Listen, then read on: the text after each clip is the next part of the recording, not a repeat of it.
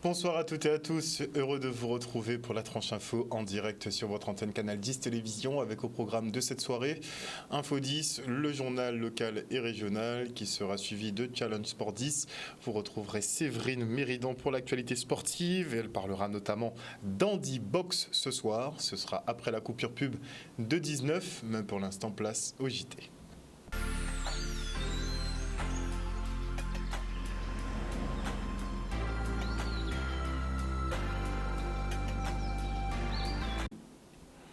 Nous sommes le vendredi 19 mai 2023 et notez que Yanis Chipotel a été libéré cet après-midi, effectivement suite à une altercation avec un policier lors de la visite d'Éric Dupond-Moretti au Memorial Act.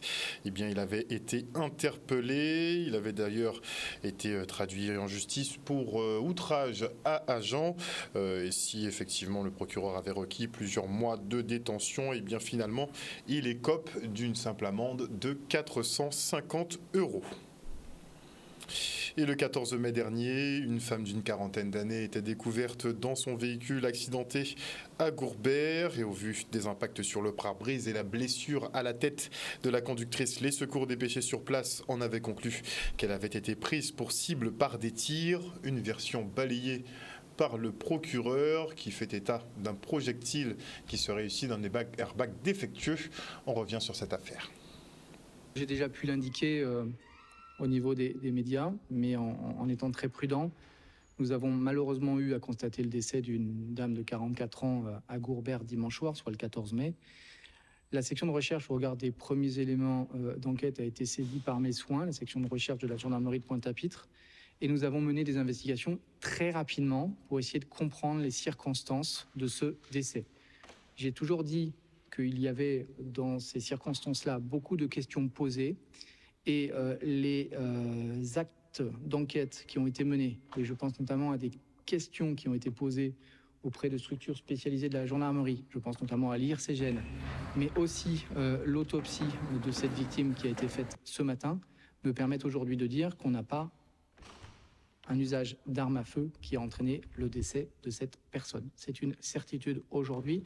On a malheureusement une autre hypothèse de travail qui a pris de l'ampleur au fil des heures de l'enquête. On a une hypothèse de travail comme quoi un projectile interne au véhicule conduit par cette victime a touché cette victime au niveau de la tête. Projectile interne qui, selon les premiers éléments qui m'ont été communiqués et qui sont affinés au fil des heures, pourrait être lié à un airbag défectueux. Un projectile en ferraille a été retrouvé au niveau du crâne de la victime, projectile en ferraille qui manifestement est dans la structure de l'airbag. Les pompiers parlent d'une enquête judiciaire, ce qui m'étonne un peu. Les pompiers ont parlé effectivement très vite, probablement d'ailleurs plus vite que moi, mais les pompiers ont évoqué une hypothèse criminelle. Il y a un impact sur le pare-brise, mais cet impact, au regard des constatations et des éléments que je connais aujourd'hui dans le cadre de l'enquête en cours, me permettent de dire que cet impact ne résulte pas d'une arme à feu, d'un projectile d'arme à feu. Cet impact peut correspondre, selon quelque chose que l'IRCGN va travailler, avec probablement aussi un expert qui sera requis par mon parquet pour analyser cet événement. Cet impact peut correspondre aussi à un autre projectile de l'airbag qui aurait été de l'intérieur du véhicule vers l'extérieur et qui aurait provoqué ce trou assez impressionnant de mémoire de 3,5 cm. Ce trou impressionnant, mais encore une fois, les services qui ont été les premiers à intervenir, les pompiers que je respecte beaucoup dans leur action, n'ont pas, je le répète, à se mêler d'une action judiciaire et à communiquer des informations qui ne sont pas confirmées par le procureur que je suis ou bien par les services d'enquête. C'est gênant parce que derrière, il y a des familles. Avant de vous recevoir, j'ai reçu la famille de cette malheureuse victime, un compagnon, une fille, et c'est vrai que j'ai pu très facilement prendre conscience que les informations qu'ils ont pu lire dans la presse écrite ou orale n'ont pas été des informations qui leur ont fait du bien. Des doctorants et post-doctorants de Guadeloupe, du Canada et d'Hexagone organisent la semaine d'études mathématiques avec les entreprises. Une occasion pour le privé de s'appuyer sur l'expertise des universitaires et leur soumettre des problèmes afin qu'ils améliorent leurs calculs. Le reste en images. Cette semaine d'études maths entreprises est un dispositif qui a été initié par nous et donc financé par l'Agence des mathématiques en interaction avec l'entreprise et la société. Et c'est un LABEX du CNRS et qui finance en fait des dispositifs pour montrer comment les mathématiques peuvent interagir avec justement le monde de l'entreprise. Et pour cela, nous avons en fait défini des sujets avec des entreprises locales, donc 4 entreprises locales.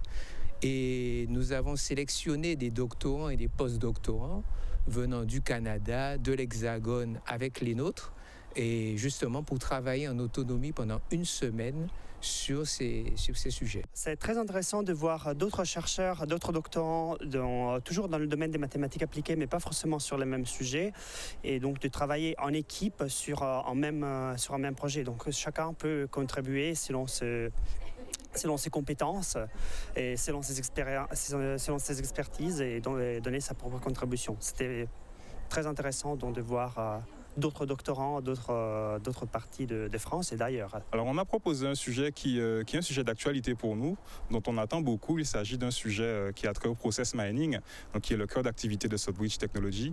Et là, on leur a demandé justement de nous aider à effectuer un certain nombre de calculs de manière plus performante. Pour faire court, je le résume ainsi. On a eu à communiquer avec les étudiants pour leur expliquer le sujet, voir quelles pistes ils nous proposeraient.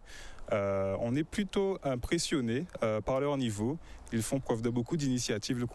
Ils comprennent les tenants et les aboutissants de concepts auxquels ils n'étaient pas familiers très rapidement. Et on attend beaucoup de cette restitution aujourd'hui. On ne doute pas qu'elle nous permettra justement d'avancer dans le problème qui nous est posé aujourd'hui.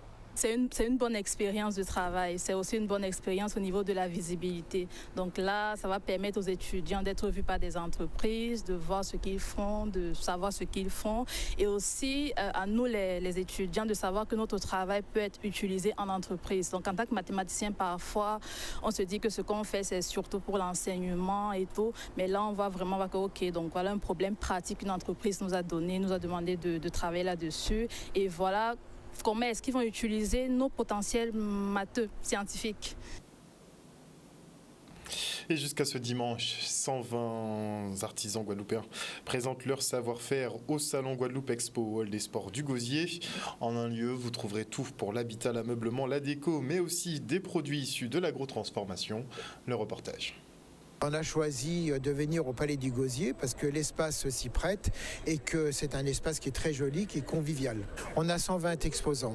On trouve tout, on trouve tout ce qui est lié à la maison. Alors la maison par elle-même, les chauffe-eau solaires, les salles de bain, la rénovation. On trouve également une activité bien-être. On peut être massé et nous avons un stand de massage intuitif. Et puis il y a toute la partie technique avec l'artisanat aussi, puisque nous tenons, nous, dans nos salons, GL Conseil, à mettre à l'honneur l'artisanat de chaque pays, et notamment de la Guadeloupe, parce que nous avons remarqué que l'artisanat n'est très très peu, voire pas du tout présent sur les salons, et on ouvre toujours des stands, comme en Martinique, on a une cinquantaine de stands d'artisans, et bien souvent ça représente leur chiffre d'affaires de l'année sur 2 salons, et nous voudrions arriver à la même chose pour l'artisanat de Guadeloupe. Moi, j'ai toujours été présent sur les foires et les salons en Martinique et en Guadeloupe parce que c'est un moment privilégié pour justement avoir une approche différente d'une approche en magasin ou à domicile avec nos clients. Ça permet également de proposer des offres qu'on ne peut pas proposer toute l'année. Et donc nous, on joue le jeu toujours à fond. Et on met les moyens puisqu'on fait venir un chef cuisinier qui va permettre en fait aux visiteurs de déguster des spécialités locales avec en plus des mix gastronomie internationale où on va donner quelques exemples. On a fait hier du caramel à la patate douce, on a fait de la tarte au citron meringuée avec une sauce caramel encore à la patate douce. Là, il est en train de nous faire une bisque de Wassou avec un petit velouté de giromont derrière. Ça va être une tuerie. Donc voilà, on essaye vraiment de faire des choses à la fois locales et surtout nouvelles pour apporter de l'originalité sur les tables à l'approche de la fête des mères, bien sûr.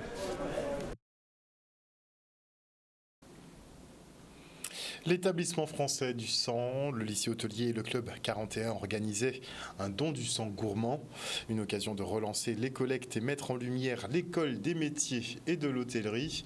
Regardez. Aujourd'hui, en partenariat avec le Club 41, on a voulu faire une collecte sous forme de don de sang gastronomique. Donc c'était vraiment réenchanter le don de sang, donc déjà aussi promouvoir le lycée hôtelier qui une très belle action quand même au niveau des jeunes. Mais on voulait également montrer aux gens, à la population qu'il n'y a rien de dramatique dans le don du sang. Donc on pouvait justement allier le don du sang avec le bien-être, d'où le cadre exceptionnel au lycée hôtelier avec des élèves qui servent une collation améliorée. Guadeloupe, nous manquons beaucoup de sang, notamment à cause de la drépanocytose et des accidents de la route. C'est une cause en fait qui nous tenait à cœur, qu'on a déjà développée en fait sur d'autres départements français. Et là en fait on a voulu en fait aussi travailler avec les élèves de l'école hôtelière et un chef de cuisine pour leur faire un top chef afin de préparer des encas pour les donneurs. Aujourd'hui, c'est pas un bilan positif. Je dirais qu'on n'a pas pu faire un bilan positif. Donc, on a pu récolter une dizaine de poches de sang, ce qui est très peu. Parce que, comme vous le savez, on a besoin de 40 dons de sang par jour pour pouvoir subvenir aux besoins des malades en Guadeloupe. Parce qu'on a besoin de 12 000 poches de sang chaque année. Et depuis le début du mois, on a du mal à les atteindre, notamment par rapport aux jours fériés, à tout cela. On a vraiment une baisse de fréquentation sur nos collectes, vraiment une baisse de fréquentation des donneurs. Donc, je profite vraiment de cette interview quand même pour pouvoir lancer un appel à la population. Vous devez vraiment vous mobiliser pour qu'on puisse sauver nos malades en Guadeloupe. Et on part maintenant pour la présentation de la Mini Transat, un véritable défi humain et sportif. Les coureurs devront effectuer 7500 km à travers l'océan Atlantique sur un voilier de 6,50 mètres, sans assistance et sans communication avec la terre ferme. Une course en 2 étapes, de La Rochelle à Las Palmas aux îles Canaries, puis de Las Palmas à Saint-François. Un challenge qui exige une grande autonomie et une préparation minutieuse. Regardez. Alors la Mini Transat n'est pas toute jeune parce qu'elle est née en 1977, donc ça fait bientôt 50 ans. 50 ans, ce sera en 2027. Et c'est une course qui est vraiment assez unique dans son genre parce qu'il n'y a pas de moyens de communication à bord. Ce sont des tout petits bateaux et sur lesquels ils vont traverser l'Atlantique en passant par Santa Cruz de la Palma aux Canaries et le départ au Sable d'Olonne. Donc on arrivera à Saint-François aux alentours du 8 novembre prochain et il y aura donc un village ici à Saint-François jusqu'au 19 novembre. Alors l'occasion nous est donnée avec l'organisation de cette Mini Transat. Nous avons, Saint-François avait signé pour 3 éditions. Nous serons à la 2e édition. Nous avons comme partenaire la CARL. Nous aurons comme autre partenaire la région et le département pour réaliser cette manifestation au mieux que nous pouvons. Et nous avons besoin d'être dans cette réalisation. Nous avons besoin d'être dans cette organisation. À travers toute opération de la CARL, l'objectif c'est de lancer des appels de phare à tous les touristes du monde entier et de leur dire The place to be, c'est la Riviera du Levant, Gosier, Sainte-Anne, Saint-François-des-Irades. Je rappelle que depuis qu'on est arrivé, depuis 3 ans et depuis le Covid, on est en train d'exploser les records sur notre majorité en termes de touristes sur les 4 communes. Saint-François sera au rendez-vous de cette édition qui sera cette fois-ci ouverte. La première édition était sous cloche avec le Covid, mais elle a ouvert. Ça veut dire que toute la population, nous attendons la population guadeloupéenne, nous attendons la population internationale, puisque c'est un événement international sur le territoire de Saint-François et plus largement de la CARL. Saint-François, c'est une destination qui était assez unique dans l'histoire de la Mini Transat parce qu'elle n'était jamais venue ici. C'est mon prédécesseur Marc Chopin qui avait décidé, grâce au concours de la mairie de Saint-François et aujourd'hui de la CARL également, de faire venir la course ici parce que voilà, elle a une marina qui est quand même assez superbe avec des infrastructures autour qui sont également vraiment de très bonne qualité. Donc tout ça sont des différents facteurs qui nous ont poussé à continuer à reprendre le flambeau de Marc Chopin, du prédécesseur, pour revenir ici à Saint-François. Nous devons accompagner Saint-François aujourd'hui au maximum dans cette mini-transat. Accompagner M. Versace, l'organisateur, parce qu'il a besoin de logistique, il a besoin de fonds. Et donc nous avons déjà voté tout cela en conseil communautaire. Et donc maintenant, c'est de continuer à exceller. Et je compte sur vous, les médias, mais je compte aussi sur ceux qui nous regardent. La fête ne peut être belle que si tout le monde joue le jeu. Et on parle compétition nautique toujours avec la présentation de la nouvelle édition du Traditour. Cette année, on est sur un nouveau cycle, on a changé de partenaire. Ça faisait 4 ans qu'on était soutenu par l'Européen et la région Guadeloupe. Cette année, on part avec un nouveau partenaire, donc c'est Lancer et Lignat, qui, voilà, des nouvelles couleurs, une nouvelle histoire à écrire avec ce partenaire. On a changé que les couleurs parce que ça reste le même équipage, donc les mêmes hommes, et le même matériel, le même canot. Voilà, on a un titre à défendre, on se prépare pour. On a réussi à remporter le challenge à plier dans des bonnes conditions. On a le championnat qui arrive à la fin du mois de mai. Donc voilà, on s'étalonne tout au long de la saison. Pour l'instant, on est dans le vrai, on arrive à matcher devant.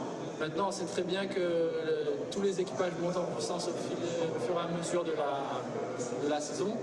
Et que la concurrence qu'on a en début de saison n'est pas du tout la même que celle qu'on a pendant le Traditour. C'est normal. Même à l'échelle du Traditour, les équipages progressent. Donc voilà, on est là où on veut être, on est au niveau de préparation qu'on souhaitait. Maintenant, la réalité du terrain, on la verra une première fois au championnat à fin du mois de mai et puis surtout au Traditour. Une trentaine d'équipages sont attendus du 8 au 15 pour ce qui concerne la course. S'affaire à ce qu'elle soit belle avec des déclinaisons diverses, des thématiques traitées, un tracé qui, j'espère, va contenter les compétiteurs, mais va ravir aussi les spectateurs guadeloupéens, ceux qui viendront nous accueillir sur les plages, en espérant que voilà, le spectacle sera bien de retour dans un format que l'on se connaissait avant la crise sanitaire. Ce sera une course au temps comme pour le vélo, alors que préalable, on était avant la crise au point. Un tracé, un profil avec beaucoup de près, donc remonter vers le vent, donc du physique. Ça nous convient parfaitement. On a un bateau, on a la chance d'avoir un bateau très très complet qui est vieillissant, qui date de 2015, mais qu'on connaît par cœur et qui marche à toutes les allures et dans toutes les forces de vent. Donc ça ne va pas forcément être le meilleur bateau sur un type même de course, mais à l'échelle d'un tour, c'est un bateau qui est super complet. Encore une fois, on le connaît parfaitement. On arrive souvent, quand on a un petit déficit, à aller chercher, à combler des différences qu'il peut y avoir avec notre canot. Retour maintenant sur la 29e édition des 15 km de la ville de Moule. 139 hommes et 54 femmes ont pris le départ de cette compétition qui était une vraie réussite. Regardez. La 29e édition des 15 km de course à pied de la ville du Moule. Donc, il y a eu le matin la course des enfants. Donc, particulièrement cette année, nous avons eu beaucoup d'enfants inscrits, des enfants de 5 à 14 ans. On a eu près de 200 participants. Donc, c'était une belle fête de la jeunesse ce matin. Et cet après-midi, donc la course des adultes qui a commencé à 16h. Les coureurs ont déjà commencé à arriver. Nous avons eu 193 participants. Donc sensiblement le même nombre que l'année dernière, 139 hommes et 54 femmes. Donc le premier, comme je vous l'ai dit, a déjà passé la ligne d'arrivée en à peu près 50 minutes. Donc les arrivées se succèdent. Donc pour rappel, il y a un parcours dans le centre de la ville. Les coureurs font 2 tours et ensuite ils vont dans les sections en passant par Gardel pour revenir ensuite passer la ligne d'arrivée au niveau de la place de la mairie. Incontestablement, alors là c'est très rapide, c'est encore plus rapide que l'année dernière. Mesdames et messieurs, les applaudissements pour Michel Pradel. Top 49,07. Je suis parti, j'ai pris mon allure et je me suis retrouvé seul dès le début et voilà, bien passé la course. Je ne vois pas le record de l'épreuve, mais je vois le temps de l'année dernière. Je vois mon record personnel aussi, parce que j'avais réalisé 50 minutes il y a 3 ans. Donc voilà, je suis vraiment content de la performance. Cette année, nous avons eu beaucoup de coureurs, beaucoup de femmes, beaucoup d'hommes. Je félicite le premier homme et je félicite la première femme. mais les gens vont jusqu'au bout. Et je les félicite parce qu'ils ont le courage. 16e, Patrice. Mesdames, messieurs, je veux entendre les femmes. Je veux entendre les femmes. Calme, Linda. C'est vrai que les 15 km du Moule, c'était une course visée parce que l'année dernière, j'avais fait 2e derrière Roxane Terry de quelques secondes. Donc cette année, je voulais prendre ma revanche et gagner cette édition. Et je suis très contente d'avoir gagné les 15 km du Moule. C'est vrai que je suis partie très vite dès le départ. J'ai géré ma course comme je pouvais et puis voilà, ça a été. Voilà. La suite pour moi, c'est samedi, il y a les 15 km, les 5 km des zéros avec Gaël Lumino. Et puis en juillet, on est censé faire partir au Salvador avec la Ligue d'athlétisme pour représenter la Guadeloupe au semi-marathon. Voilà. De retour sur le plateau, je reçois maintenant Mélanie Wilkesman, professeure de PS au lycée professionnel de Bouillante. Elle est en compagnie d'Erwan Delague, un élève de cet établissement. Bonsoir à vous. Bonsoir. Alors on peut dire effectivement que vous êtes au charbon ces derniers temps pour collecter des fonds pour l'objectif Montagne 2024. Qu'est-ce que c'est ? Eh bien alors tout simplement, c'est un projet pour essayer de faire partir 35 élèves de notre lycée professionnel au ski en métropole à Valmorel et du coup leur faire prendre l'avion, découvrir la métropole, la neige, le froid et surtout beaucoup d'activités physiques d'hiver parce que ce sera un voyage très sportif sur le signe de la découverte et voilà, c'est un peu l'idée. C'est pas pour se tourner les pouces, c'est pour regarder la montagne. Et non. Donc beaucoup d'activités prévues au programme. C'est ça, on aura 4 heures de ski par jour, on aura en activité... 4 heures de ski par jour avec moniteur, donc en plus si après on veut faire en plus, on pourra. Et après, on aura aussi des sorties en raquettes. Donc voilà, et on va essayer après pour voir en fonction du budget, parce que c'est ça qui définit un peu tout.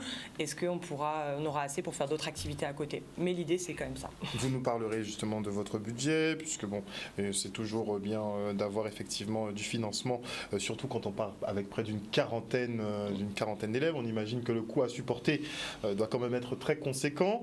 On a Erwan sur le plateau avec nous. Donc toi, tu veux pouvoir partir au ski? Oui, bien sûr. Tu as déjà pu tester ce genre d'activité? Ça t'est déjà arrivé? J'ai déjà été en France, mais jamais fait de ski. Et je trouve que c'est une bonne opportunité pour les élèves qui n'ont pas, on va dire, les moyens d'y aller. Donc ça offre une opportunité, on va dire, en or pour les jeunes comme nous de découvrir ce genre de choses. Donc moi... Je suis au projet, je suis le projet. Tu veux que ça se fasse dans tous les cas? Oui, absolument. Tu veux chausser tes skis. Alors, pour les collectes, est-ce que ça se passe bien? Oui, ça se passe bien. Vous avez aidé justement? Oui, on a eu différentes récoltes. En fait, on a fait de l'ensachage. Pour récolter des fonds. Vous avez aidé? Oui, on est à Jardiland, Milénis et samedi, demain, du coup, on a une récolte demain à Destreland de 8h à 15h. Donc pour ceux qui veulent venir acheter, on vend des fruits, des boutures. Donc pour tous ceux qui veulent venir acheter. Toi, quoi comme fruits? Il y a des mangues, il y a... Est-ce que vous avez réussi à trouver des litchis? Parce qu'il y en a là en ce moment. Non. Non. Oh, ça vous aurait fait un petit argent quand même. Hein. À méditer. Peut-être que d'ici demain, ça va se trouver. En tout cas, vous aurez des fruits. Oui, des fruits, des boutures, des gâteaux.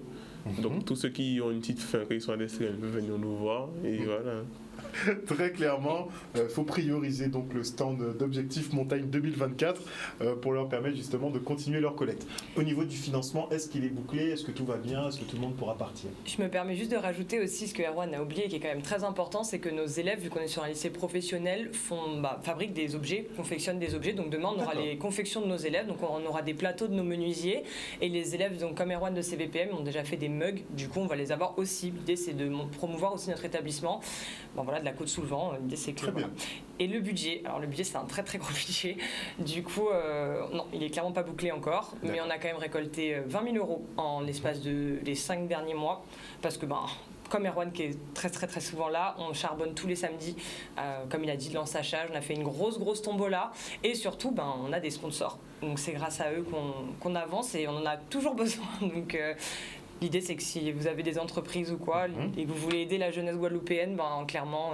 20 000 € collectés sur combien? Combien il vous faudrait? 58 000. 58 000, donc vous avez à peu près la moitié du budget. C'est ça. Il vous reste combien de temps pour le boucler?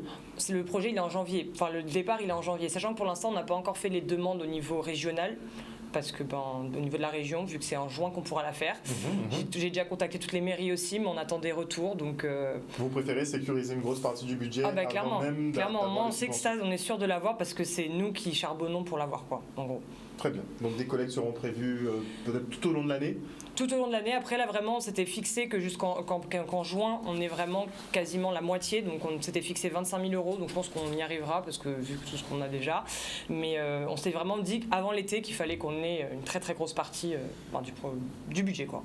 Et qui vous accompagne déjà sur ce projet? Alors, on a donc Pommes Quincaillerie, la centrale géothermique de Bouillante, le domaine canin, Home Animal, le studio Print First 119, c'est eux qui ont imprimé notre biquet de tombola, la SARL UE, Soster Entreprise, l'épicerie Félicité, EFC Entreprise Française de Construction, Pneus Service Auto, SARL Beaujean et Fils, Iflise, Hugo Territorial, la pharmacie de Pointe-Noire, la boucherie Titorus, ERL Vanibel, la quincaillerie du coin, donc à Pointe-Noire, le restaurant Ch'tiguada, Brico Home, Ambatolla, restaurant le Nouveau Coucher du Soleil, Autocontrôle PAG, Sam Service et la SADG Carrière de DE.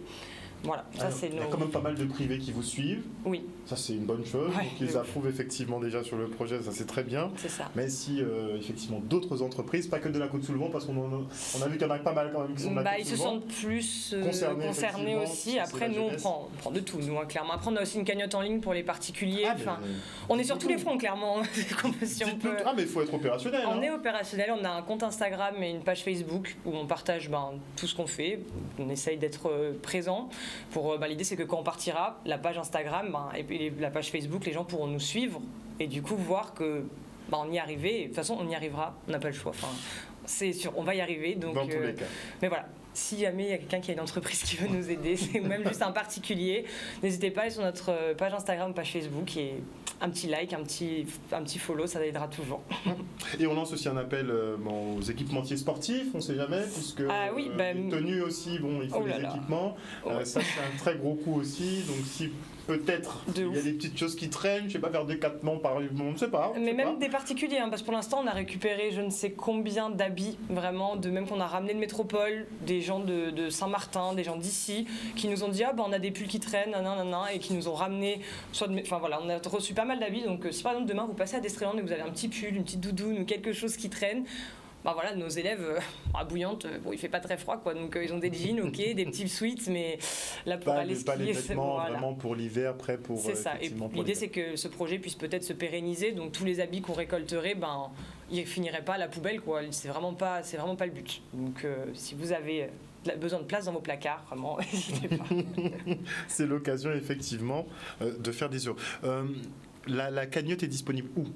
Alors c'est une cagnotte On Participe, donc elle est en lien sur la page Instagram et voilà, donc elle est en lien sur la page Instagram, le nom de la page Instagram, Objectif Montagne 2024. Objectif Montagne 2024. Donc n'hésitez pas effectivement si vous voulez faire des dons, que vous soyez particulier ou entreprise, rendez-vous donc sur leur page Instagram et vous avez le lien de la cagnotte qui est indiqué dessus. Le mot de la fin ? Le mot de la fin. C'est pour toi. Je sais pas. Tu peux inviter tout le monde effectivement à vous suivre déjà sur la page et à vous aider. Oui, bien sûr. Et Madame Kessman a oublié de préciser, mais CVPM, c'est communication visuelle et plurimédia. Ah, donc vous êtes en com. Oui. C'est eux qui ont fait l'affiche, d'ailleurs, de notre super projet. Muito bien. Donc ça veut dire que quand même vous allez bien pouvoir communiquer sur votre séjour. Oui. On va tout savoir. Ouais. Même ceux qui se cassent un petit peu, on veut tout voir. Avec moi.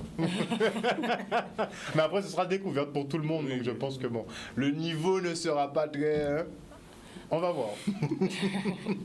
En tout cas, merci à vous deux d'être venus sur ce plateau ce soir. Merci beaucoup à Madame Wilkesman, effectivement, pour cette opération.